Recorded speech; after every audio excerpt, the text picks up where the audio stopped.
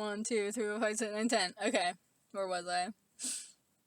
He turns and heads for the door and mutters something super quietly on the way out, but Hutch still picks up on it. Hutch, what did you say? Puppy, nothing. He shifts nervously. Just, if this guy pisses you off that much, then why don't you want him caught? It's like people that watch movies like Warm Bodies. You can tell just by looking at it that's fucking terrible, so why sit through it and then complain? You remember Warm Bodies? I did not see that movie. Man, Twilight was a success, so then they tried to do it with zombies. Need I say anything else? Okay, where was I? When Hutch hears that, he flares up and doesn't waste any time. He comes straight over, grabs Puppy by the lacy collar thing, and slaps the fuck out of him like how Angel Eyes slaps Maria, or Jack Nicholson slaps that lady in Chinatown, which he had no fucking right to do. At least Angel Eyes, you just know he's straight up bad, so it's like, okay, that's just Angel Eyes being bad. But Jack Nicholson tried to act like he was fucking, like he was, whatchamacallit, like he had the right to do that, like he was justified or some shit.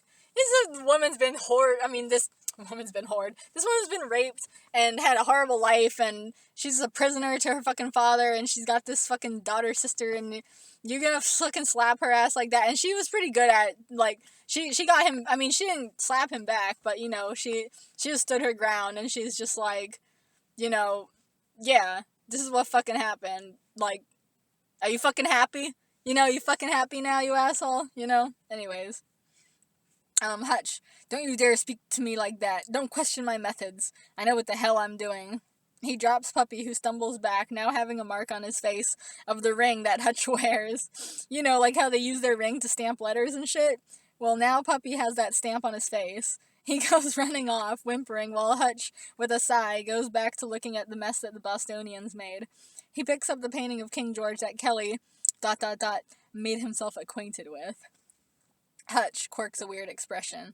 Who even thinks of this shit? He tosses the painting aside. Hutch, well, better stay on schedule. A governor's work is never done. Cut to the home of John Hancock, where all your wildest dreams come true. Not really. Not unless your wildest dreams are to see John Hancock's house. Hutch comes up to the door, and right away he starts yelling at the help. That's like in capital, not all caps, but it's like T and H are capitalized. Hutch, no, I don't need an appointment. God damn, I'm the fucking governor. Really. You want to get a taste of my pimp hand? 'Cause I'm on a roll today. Does anyone even say pimp hand anymore? He huffs and puffs all angrily as the male maid, dressed in the traditional British maid outfit, yep, skirt and everything, runs off all scared to go alert Hancock. Here's a funny little story. I was at this party one time, and people were in costume, and there was this guy wearing a maid outfit, but it was red instead of black and white, and he had, it was red, like a red dress, but it had, like, white, like, trimmings and stuff on it, and it had 2 ribbons that were crossed, like an X in the front that kind of tied behind the back like an apron, but, like, I only saw him from the front, and I didn't see the skirt at first, so at first I'm like, he's wearing, like, a British, soldier uniform, like a like a Revolutionary War one, because all I saw was red, and it, the dress had long sleeves and stuff, and it had, like, a tight collar like that, because it's supposed to be old-fashioned, and I just saw, like, the red and the white X, and I was just like, he's a British soldier, but then I was like, no, wait, he's a maid. It's fine. Anyway, where was I? Yes, he huffs and puffs all angrily as the male maid, dressed in a traditional British maid outfit, yep, skirt and everything, runs off all scared to go alert Hancock. Next scene, we see Hancock in front of a mirror, putting on lipstick which is labeled ass kisser. He hears the knocking on the door. Hancock, just a moment. The governor is waiting in the study. Hancock comes twirling in from the next room, through the doorway with a little pirouette. Hey! He could get 10 points, though. Hancock, Governor, so good to see you. He kisses the gov's hand all properly, and then sits down across from him with perfect gentlemanly posture. Even Felix Unger would approve. It's so funny, because some of the slang in this, like, it's like, oh, he could get 10 points, though, and it's though, like, THO. Like, I feel like at the time I wrote this, it's like, those things were starting to become uncool. Like, it weren't like cutting edge, like only the people in the project say this. Like, it wasn't like that, obviously, because I was fucking using it. Not if I'm using something, it can't be that cool, you know. But like, it was only just starting to be lame, so it's kind of like its own joke. It's kind of still fun to use it because it's kind of like, oh, haha, we all get the joke, you know. Like, it's on that section of the cycle, you know. You know how all slang kind of cycles out and all cool things kind of cycle out, you know. So it's on that swing of the cycle where it's like, yeah, it's not like badass anymore, but it's like, you know, it's fun. It's kind of like in the high school / college like tier, you know, where like it's just like a fun teen thing, you know. But now I feel like it's at the swing of the cycle where it's just fucking out. And it's like, if you still say that now, it's just kind of like, shut the fuck up, you fucking hipster, you know? Like, anyway, is hipster even current? I don't know. Where was I? He kisses the governor, so good to see you. He kisses the governor's hand all properly. Oh yeah, Felix Leonard would approve. Okay. Hutch gives him a look. Yeah, he wipes off his hand on the side of the chair. Anyway, let's not waste time. Hancock. Oh, yeah, totally. Hutch. We're both businessmen, right? Hancock. Bobblehead nodding. Yeah, totally.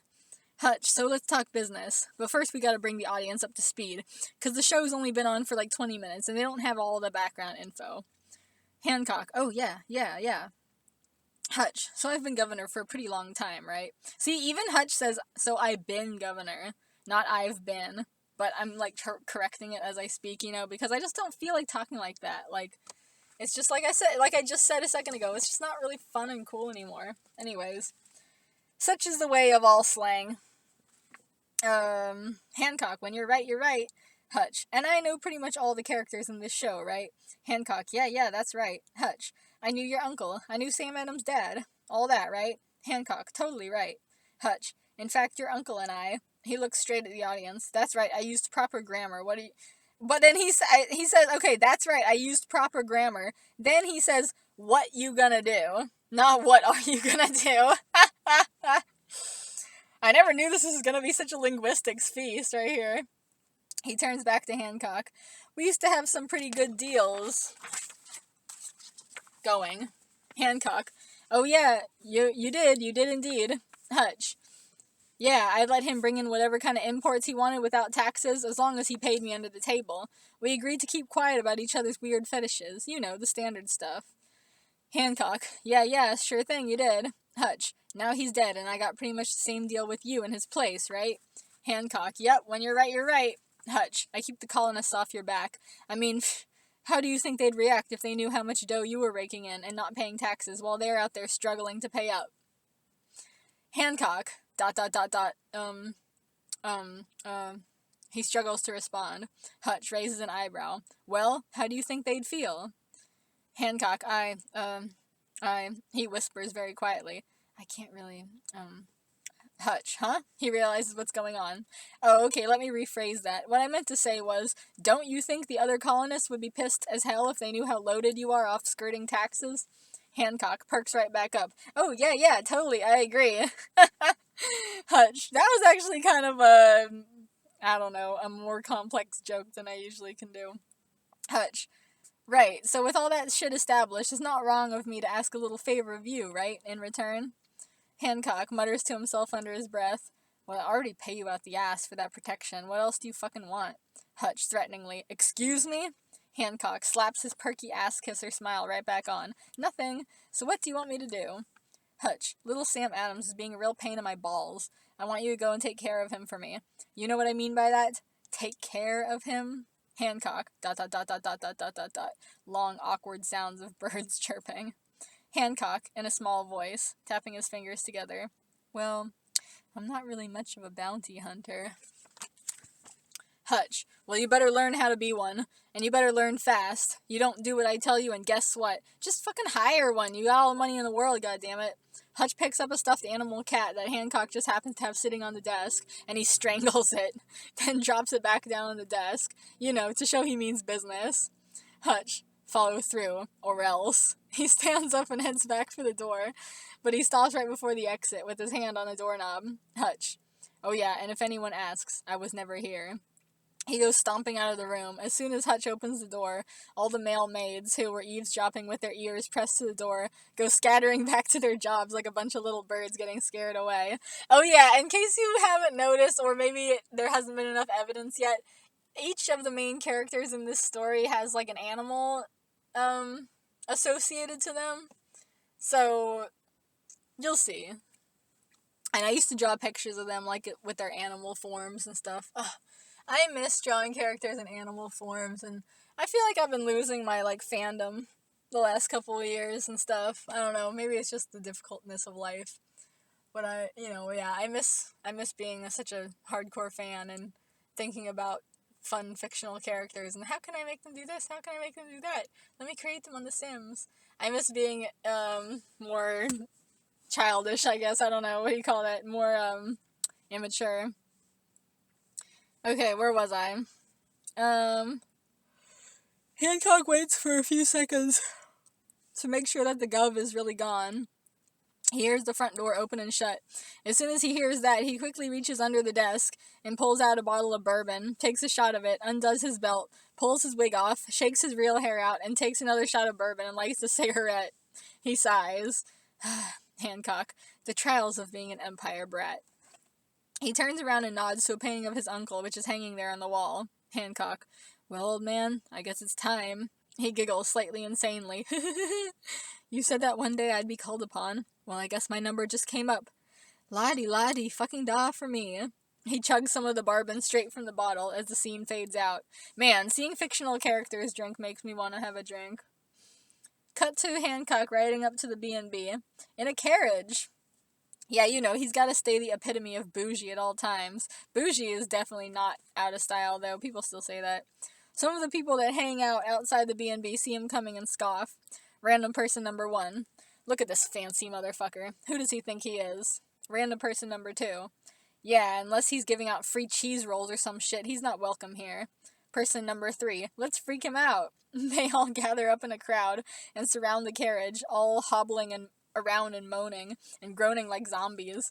Even the people who are too occupied with pissing on alley walls join in by making their zombie noises. That's so funny to me. It's like, that would be like me if I was peeing on the wall. I'd just be like, well, I'm not gonna stop midstream, but I'll just be like, from over here in the wall.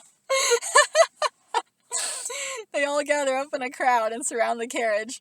Oh wait, I just read that. Okay. Hancock, damn, what the fuck? At last, the carriage, moving hella slow, trying not to run anyone over. Fucking parking lot life right there. Arrives at the door of the B&B. The camera pans over to show that Hancock isn't riding alone. He has some random-ass woman with him who's sitting there looking bored as hell. Hancock, well, this is my stop. Pleasure riding with you. He shifts slightly. Would you ever want to, go out to dinner with me sometime or something like that? Lady, in a stereotypical gruff smoker's voice. Come on, honey. We all know you're as gay as Caesar Augustus Christmas. But sure, if you got $10 burning a hole in your pocket sometime, I could eat. Hancock sighs and slumps his shoulders down. Fair is fair, I guess. He hands her some money. There, that's what I owe you for taking this ride with me. Lady, as she counts the cash. Oh, it was a pleasure, honey. She jumps out of the carriage and goes straight into the B&B for a drink. Carriage driver leans over to Hancock. Hey, me too, governor. Cab fare ain't free. Hancock, heavy sigh. Cut to Hancock walking into the bar. Outside on the street, it's all damp and drab and depressing. But inside, oh ho! As soon as Hancock steps through the doors, he blinks and looks around.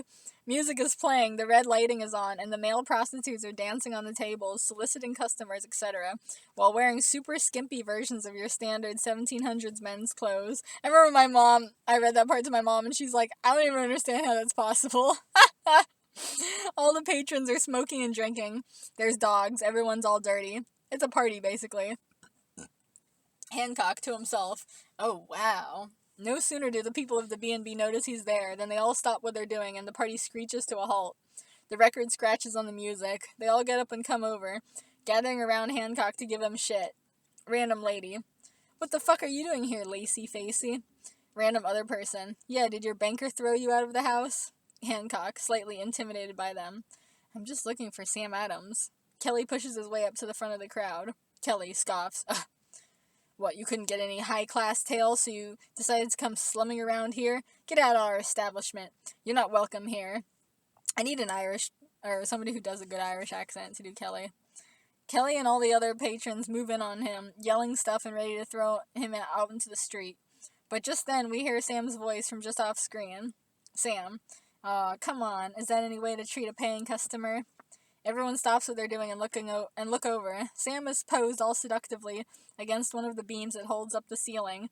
You know the kind of beam I'm talking about. He comes over and everyone else is like, fuck it, forget it. They go off, grumbling, to what they were doing before and leave Hancock alone, except for Kelly, who hangs around protectively. Sam, woo! I get to be a badass bitch and command a crowd just like that? Aw, I'm spoiled. He turns to Kelly. He's fine, just leave him to me. You guys just take care of doing your thing. Kelly, Sam, what's going on? You ain't selling out, are you? Oh, I should have done an accent. Whatever.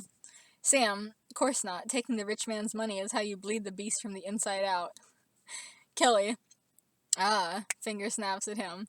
Always thinking ahead. He turns and goes back to the party. Yeah, boys, deal me in, it's all good. Everyone else quickly goes back to being occupied, and the music and red lights come back on. Sam, meanwhile, circles around Hancock, and then, after giving him the predatory stare, motions to him and takes him to the back of the B&B, where the stalls are. They sit down at a table in there. Hancock, thanks for covering for me. Sam, save your gratitude, Mr. Handful of Cock. I've been expecting you, and that's the only reason why. Hancock, awkward, taken by surprise, pause. You knew I was coming? Sam, don't ask how, don't ask why. You didn't come to buy my body or my beer, so who sent you? Hancock sighs. Nothing gets past you, huh? Okay, I was sent by, it says my, that's a typo. I was sent by Governor Hutch. He says he wants you to cease and desist with all the riots and protesting and shit like that. Sam scoffs. Ugh. He puts his feet up on the table.